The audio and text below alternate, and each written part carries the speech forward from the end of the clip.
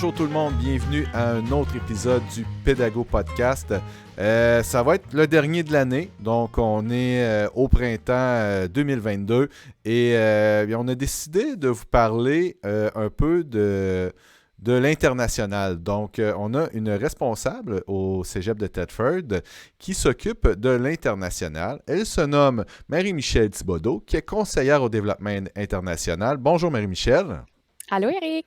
Hey, content de te recevoir dans notre Pédago Podcast. Pour rappeler aux gens un peu le fonctionnement, c'est un échange qu'on a ensemble, moi et Marie-Michèle, pour discuter d'un sujet. Puis, étant donné qu'on pense que c'est de l'information qui pourrait intéresser d'autres gens, on va vous partager le fruit de cet échange-là.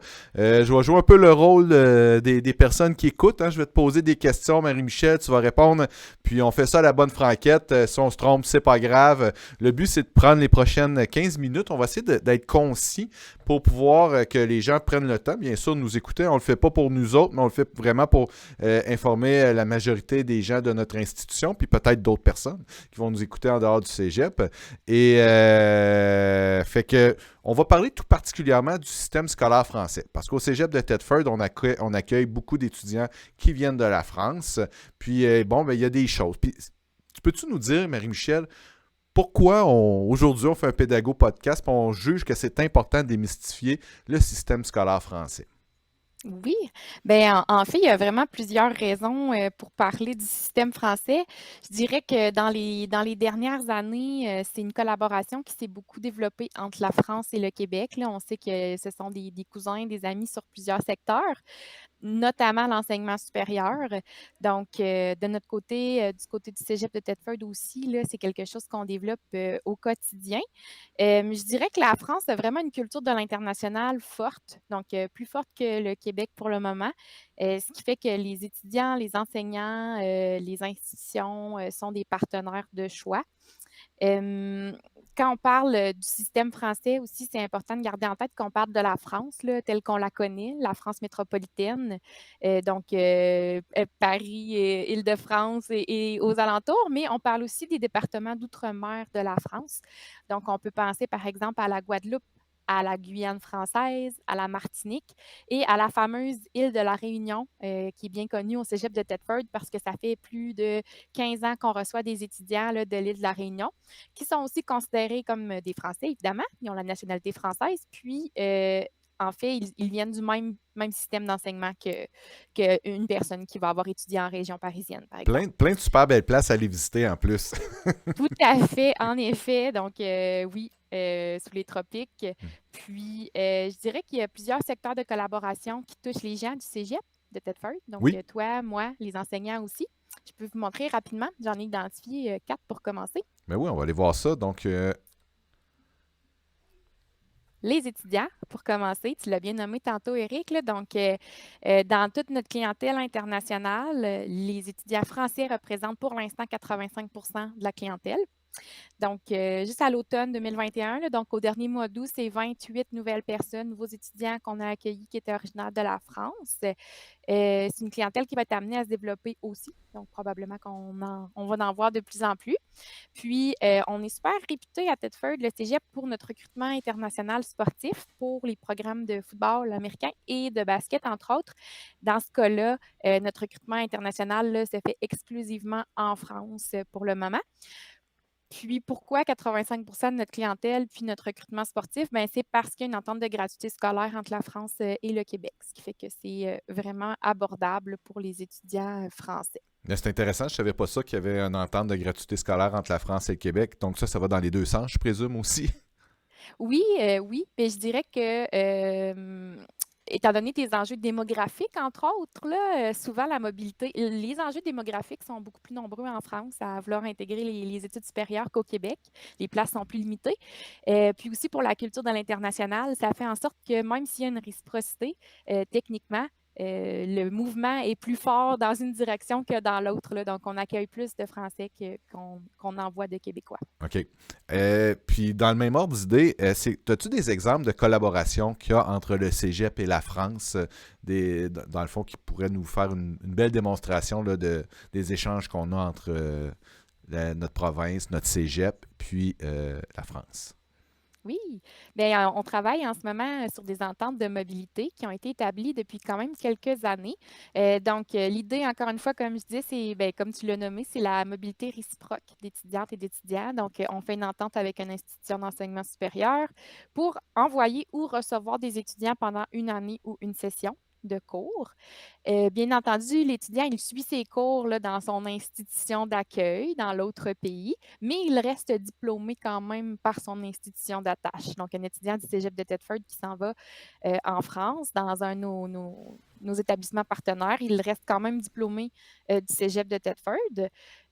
Puis actuellement, on en a seulement dans 2 programmes, donc génie mécanique et puis comptabilité et gestion, mais c'est amené à se développer pour le futur. Ben oui.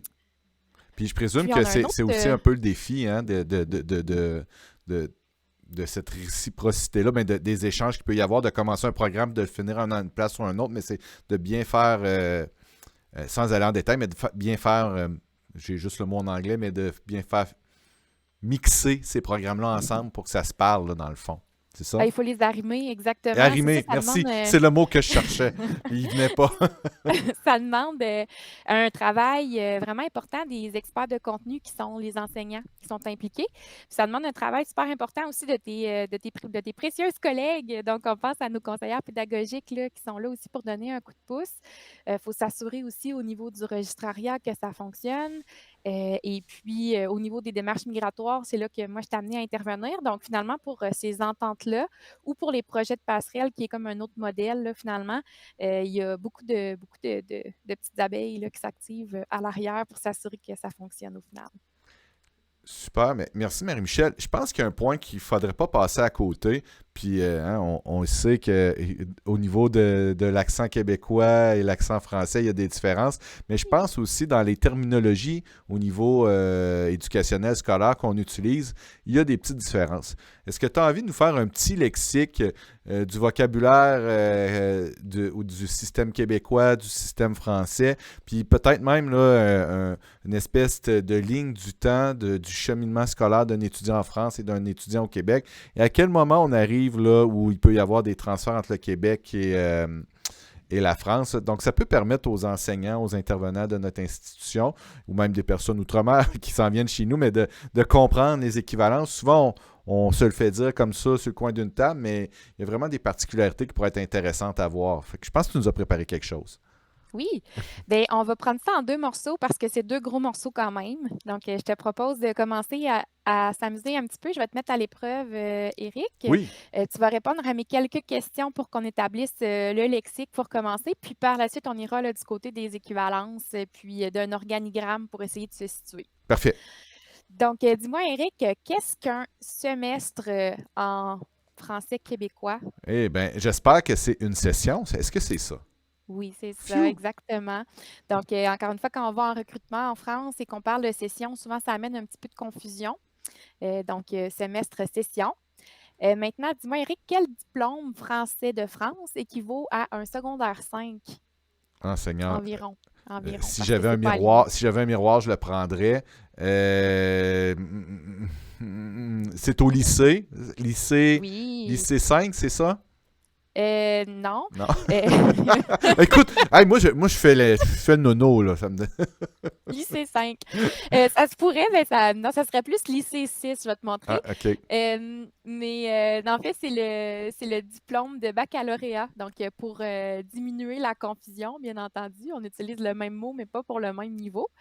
Donc, maintenant, dis-moi, notre baccalauréat québécois qu'on retrouve à l'université, quel diplôme français équivaut à ça? Ben, j'oserais te dire qu'avant que tu me dises la réponse, il y a quelques jours, je ne le savais pas du tout.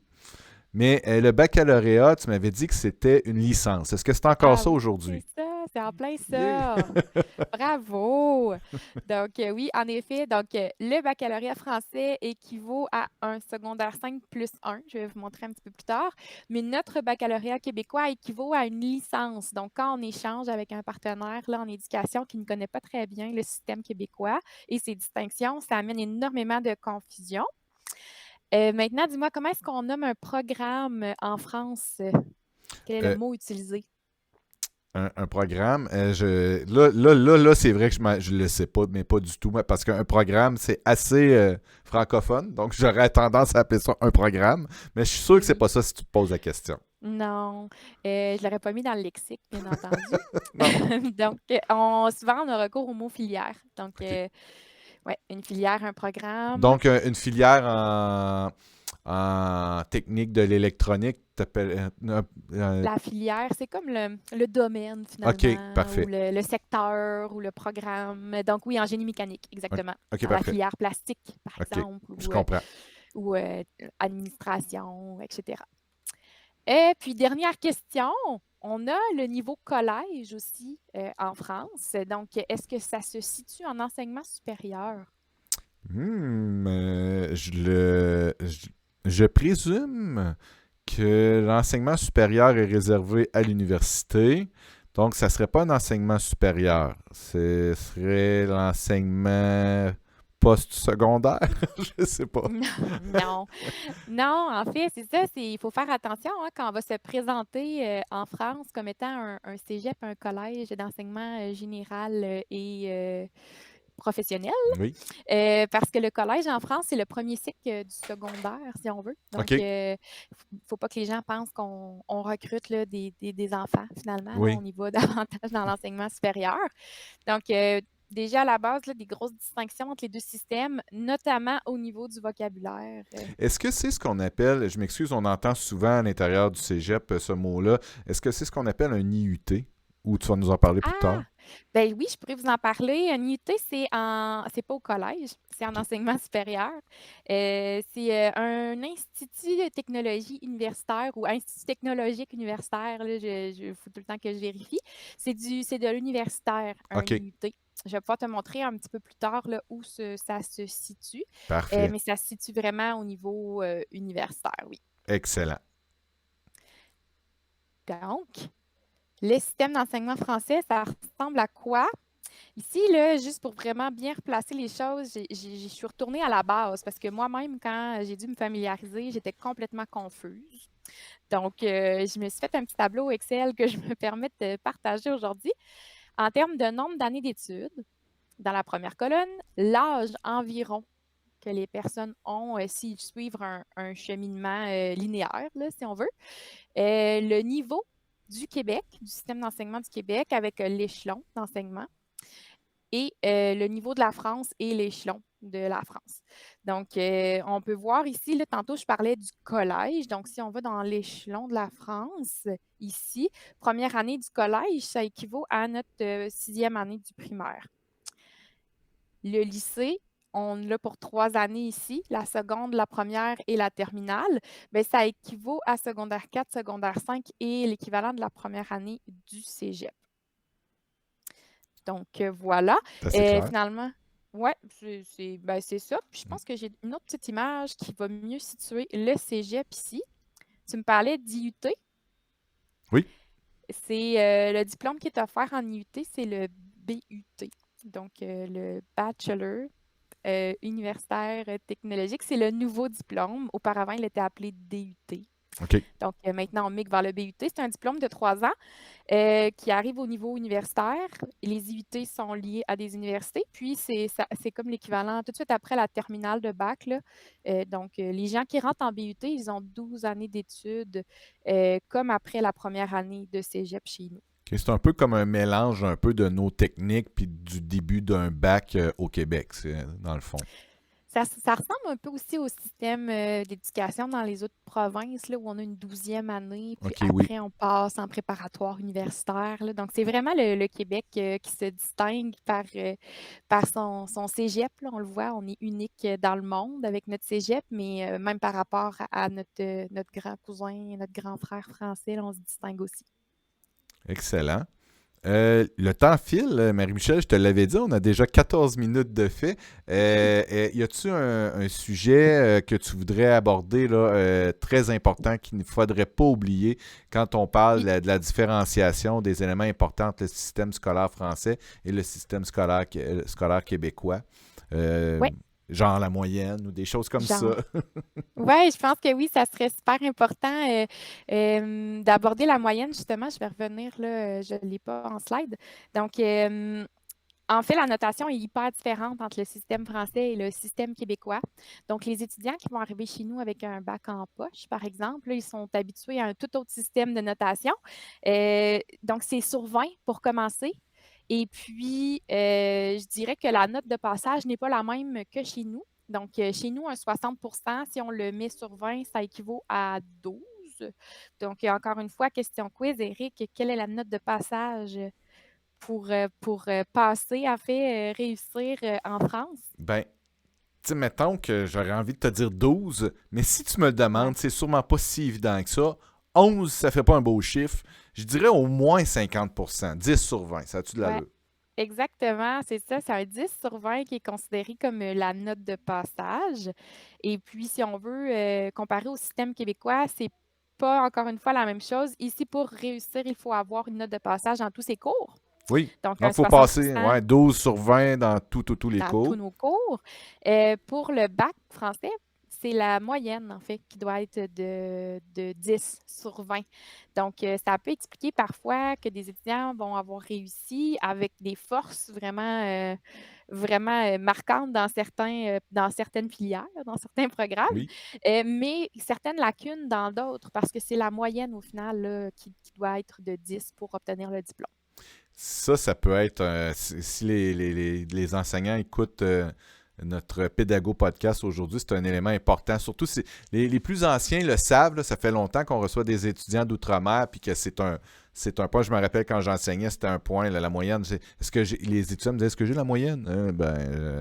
La moyenne du groupe, c'est ça. Non, mais est-ce que j'ai la moyenne? Je comprenais pas. Est-ce que j'ai la moyenne? Je ne sais pas, regarde la moyenne du groupe, là. C'est ça, est écrit dans le bas, là. Non, mais c'est pas ça que je veux savoir.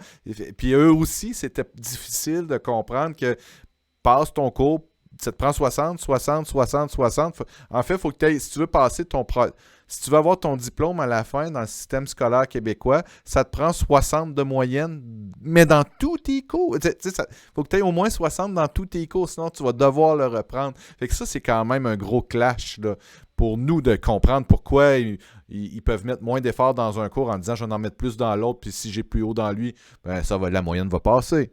Et donc, je pense que c'est un point important à garder en tête quand on travaille ensemble, dans le fond. Oui, vraiment, tout à fait. Puis, tu sais, là, on n'embarquera même pas sur le double seuil parce que là, vous allez les mailer encore plus finalement, là, Oui, mais exactement, la moyenne, en fait, ce qu'ils se demandent, c'est est-ce que j'ai la note de passage. Puis, déjà qu'à la base, la note de passage, c'est 10. Il faut leur expliquer que dans notre notation, c'est 60, puis que c'est pas nécessairement comparé aux autres étudiants là, oui, non plus. ouais, c'est vrai, effectivement. Oui, donc voilà.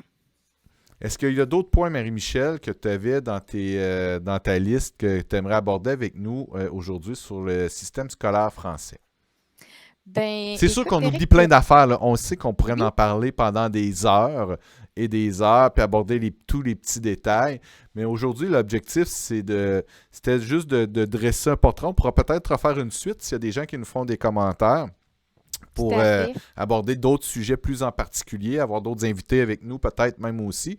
Mais peut-être même, est-ce qu'il y a des choses que tu penses qu'on a oubliées ou que tu aimerais quand même glisser un mot? Ben, il y a tellement d'autres choses qu'on pourrait discuter, mais c'est ça, on pourrait attendre de voir là, s'il y a des questions surgissent ou d'autres éléments de précision là, qui être indiqués dans les commentaires. On prendra le temps d'y répondre, mais en fait, il y a tellement de différences entre les deux systèmes. Ça peut être intéressant de savoir d'où ils viennent, nos étudiants français. Ils viennent pourquoi aussi, les projets sportifs versus les projets plus académiques. Quelle est la réputation des programmes techniques, la reconnaissance sur la scène internationale, parce que c'est spécifique au Québec. Les différentes approches pédagogiques entre les différents pays. Donc, il pourrait y avoir discussion entre deux enseignants d'ici et de France, par exemple. Donc, oui, on peut s'amuser longtemps sur ce terrain de jeu-là. Là, on a fait un survol particulièrement rapide, là, mais en fonction de l'intérêt des gens, on pourra explorer davantage. Ben, ça a été super le fun de t'écouter aujourd'hui, Marie-Michel. Puis moi, je prends ça au vol, là. Je pense que pour l'an prochain, ça pourrait être intéressant d'aller de reconduire un peu ces échanges-là, mais sur une thématique un petit peu plus précise. Puis ben, on invite les gens, suite à l'écoute de ce podcast-là, peut-être à écrire à Marie-Michel, poser des questions si c'était pas clair sur cet aspect-là. On aimerait ça en savoir plus sur ça. Peux-tu nous décortiquer un programme français? Tu sais, tu nous as dit que bon, les IUT ou BUT, bon, c'est une filière, mais dans une filière, est-ce qu'il y a des disciplines comme des mathématiques, du français ou tu sais, comment ça fonctionne, la structure qui va nous permettre de mieux comprendre, de mieux accueillir nos étudiants qui viennent de la France, puis que quand on se parle, en utilisant notre terminologie scolaire, on est capable de mieux comprendre ce que l'élève veut nous dire, puis de mieux l'aider aussi. Fait que gênez-vous pas. Petite question à moi ou à Marie-Michel, puis on va vous préparer un autre Pédago podcast sur le sujet de l'international. Puis ça va être le fun de le partager avec vous. C'est pas pire ça, Marie-Michel? Ben, c'est parfait. Un gros merci, Eric. Ben, je te remercie. Je te souhaite une bonne fin de journée. Ben, merci à toi aussi. Et bien, c'était notre dernier pour l'année 21-22. Donc, dernier Pédago Podcast pour cette année. Ça m'a fait plaisir de partager ça avec vous et de recevoir des enseignants, des conseillères pédagogiques, des Marie-Michel, notre conseillère à l'international. Donc, cette année, encore une fois. Puis, si vous avez des idées de sujets ou vous avez envie de tout simplement échanger sur un sujet pour le partager avec notre communauté collégiale, ça va me faire plaisir de réaliser ce Pédago Podcast avec vous. Alors, à la prochaine. Ciao!